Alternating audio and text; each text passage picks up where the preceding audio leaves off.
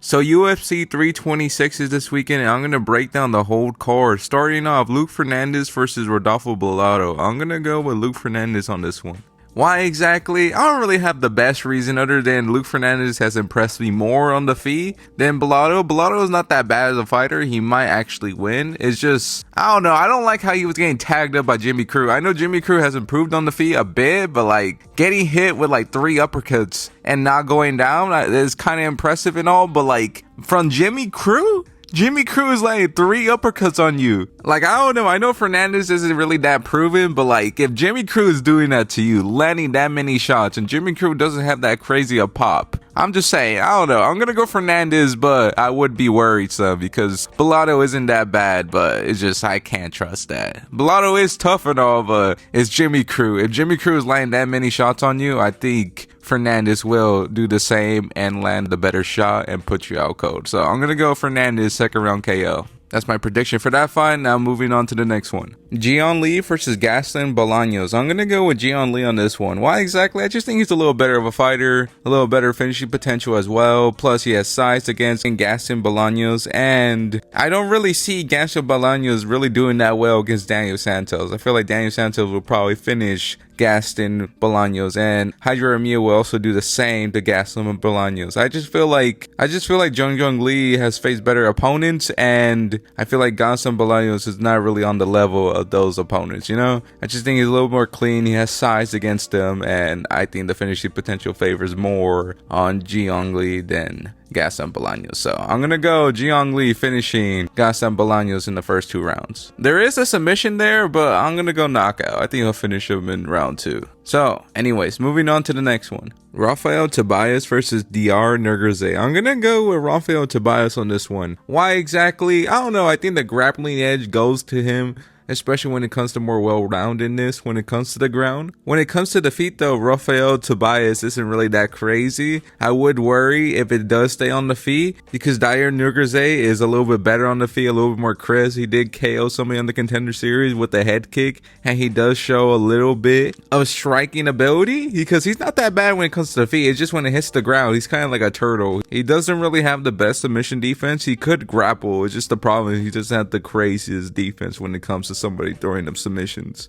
Like the way he lost in his last 2 fights was because he got subbed. So for that very reason, I'm gonna go with Tobias subbing Nurgaze in the first 2 rounds. I think that's how the fight's gonna go. And now moving on to the next one. Sumidorji versus Jesus Aguilar. This fight could go 2 ways. It could be Sumidorji winning because of his range and being a big dude, or Jesus Aguilar winning this fight because he could grapple pretty much. And Sumidorji isn't really that built. He is kind of a skinny dude, and Jesus Aguilar could win off of that because he is kind of more of a tanky dude, could take him down, but yeah, I don't know. It is a little bit worrisome because the reach disadvantage is a lot. But I'm going to trust Jesus Aguilar on this one. I think the grappling is going to be a little bit too much. He isn't that bad on the feet. And I think, I don't know, I can't really pick Sumidorji. I know it's a decent pick because of the reach disadvantage, but I'm going to go Jesus Aguilar winning a decision here. I think he's going to have struggle early because of the reach disadvantage. So he's going to have to try to find how to get in, and then he'll try to implement the grappling.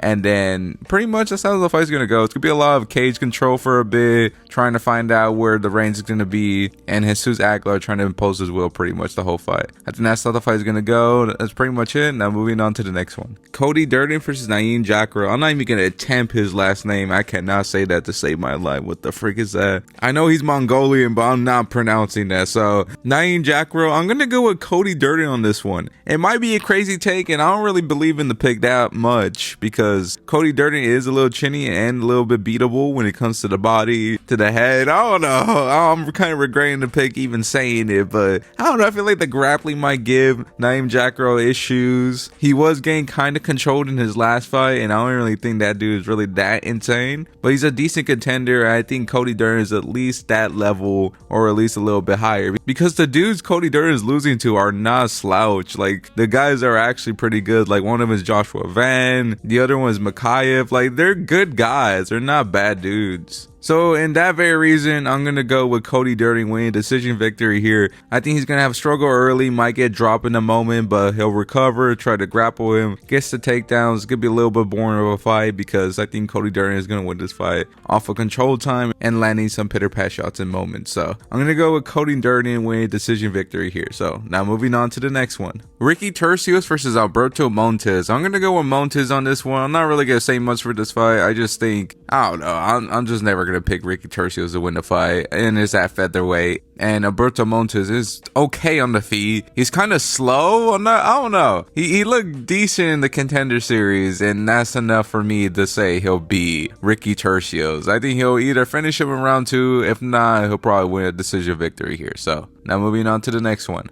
Dante Jackson versus Cody Brundage. I'm going to go with Dante Jackson on this one. Ironically though, Cody Brundage could win this because if we're just going for skill, Cody Brundage is a more skilled fighter, but the will to win, I'm going to go with Dante Jackson on this one. Like, Cody Brundage isn't really a bad fighter. He kind of is, but he kind of is not, because he does show moments where he's decent, but he just doesn't have it. He doesn't have the heart for it. He doesn't really want to be in there. Plus, he got KO'd not too long ago. I think he got KO'd like a month ago. And Dante Jackson isn't really that crazy, but he is a knockout artist. And I think he will knock out Cody Brundage in the first 2 rounds. So that's my prediction for that fight. Now moving on to the next one. Cody Garbrandt versus Zhao Long. I'm going to go with Cody Garbrandt on this one. Why exactly? I don't know. I think Cody Garbrandt is at least good enough to beat Zhao Long. You know, I think it takes a little bit better opponent to beat Cody Garbrandt. I know Zhao Long isn't really that bad and he's kind of decent on the feet. But like, who is Cody Garbrandt losing to? He's losing to like Barcelos and like Figueiredo. Like, these are good names. And even before then, he was doing good against Barcelos. He was also doing good against Figueiredo until he got taken down. Like, I don't know. I don't think Zhao Long is that crazy. And I think Cody Garbrandt will win like a 29-28 decision here. I think he will have struggle early, but he'll win a decision victory here. So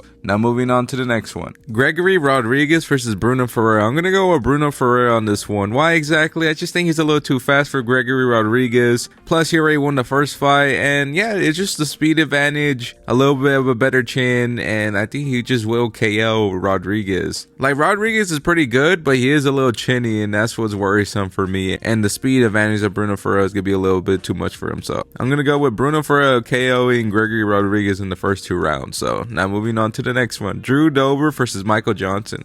Look, if this fight was taking place a few years ago, I would have picked Drew Dober to beat Michael Johnson, but I don't think he's as motivated as he used to be, bro. Like, he has taken a lot of damage. I know Michael Johnson also took a lot of damage as well, but he still has speed and he has knockout power, and I think he will knock out Drew Dober in the first 2 rounds. Again, if this fight happened a few years earlier, Drew Dober motivated would have won, but I don't think he has the same motivation as he used to. So I'm going to go Michael Johnson knocking out Drew Dober in the first 2 rounds. Anyways, moving on to the next one. Rob Font versus Raul Rosas Jr. I'm going to go with Raul Rosas Jr. to beat Rob Font here. Why exactly? I just think Raul Rosas Jr. has a grappling edge over Rob Font, and plus Rob Font is old and was getting out grappled by Corey Sandhagen with 1 arm. So I'm going to go with Raul Rosas Jr. winning like a lackluster decision here. I think Rob Font's going to look good early, but then he'll just not really do much past round 1. So I'm going to go Raul Rosas Jr. winning a decision victory. Now moving on to the next one. Kyle Barajo versus Renan de Ridder. I'm going to go with Kyle on this one. Why exactly? I just think he's a little bit better on the feet, and I always thought if Renan de Ridder fought somebody a similar size to him, he will lose a fight. So just off that alone, and Kyle is pretty decent on the feet, I think he will beat Renan de Ridder here. I was going to go knockout, but Kyle Barajo isn't really finishing people like that. Like, I can't really name a dude he knocked out, but technically he didn't really finish Cannonier. So even though he kind of did, he didn't really. But I think he will beat Renan de Ridder. I think it would be a little bit competitive, but I think Kyle would clearly win because he's better on the feet. So I'm going to go Kyle Barajo win a decision victory here. Now, moving on to the main event.